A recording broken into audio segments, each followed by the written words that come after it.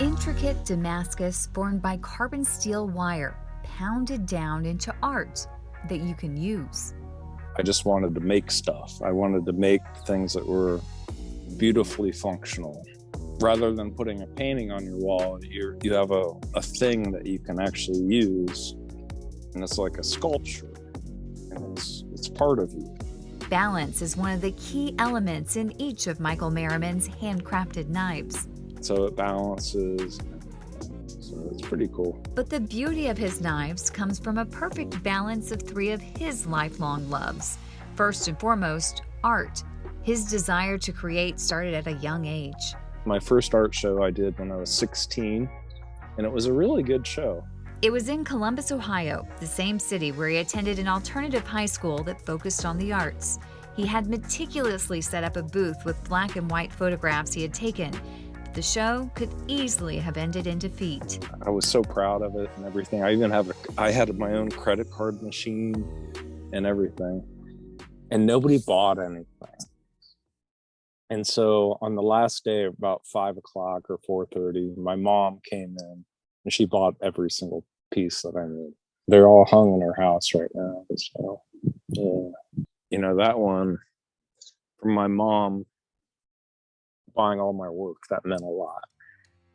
Buoyed by his mom's encouragement, Merriman continued honing his craft, and after high school took an apprenticeship in Maine, where love number 2 was born. I went to the Rockport Apprentice Shop and learned how to build wooden boats, which is where I learned metalworking and woodworking. He also earned his captain's license while there, and before long was working on this yacht in the Caribbean, cultivating a third love alongside a French chef.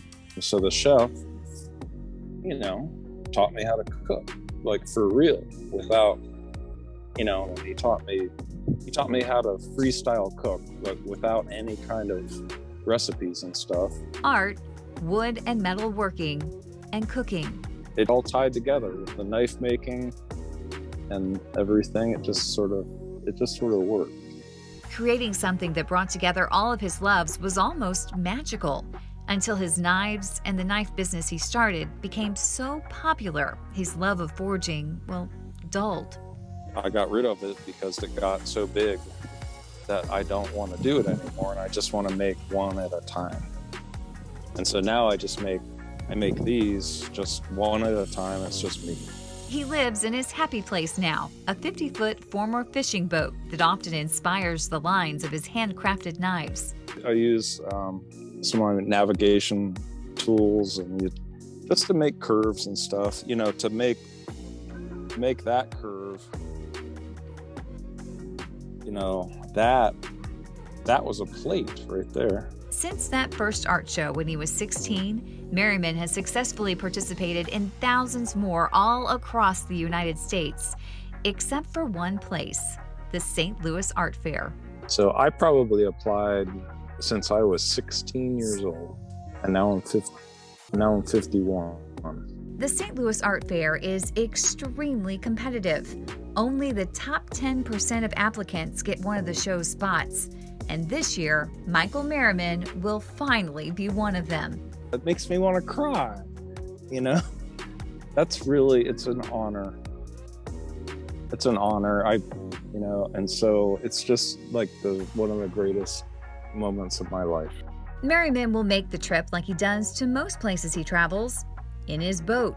From his home marina in New Bern, North Carolina, where his knife workshop is located, to a Mississippi River marina, finally making his dream come true of displaying his extraordinarily functional art at the St. Louis Art Fair. It is the greatest life that you could possibly have. I love it. I really, really love it.